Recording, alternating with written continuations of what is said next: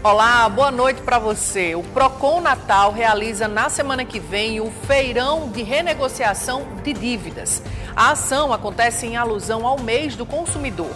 É uma oportunidade de negociar débitos, recuperar crédito e regularizar a situação financeira com condições especiais. Estarão no evento bancos, serviços públicos como Caerne e Coserne, operadoras de telefonia e de internet, além de instituições de ensino.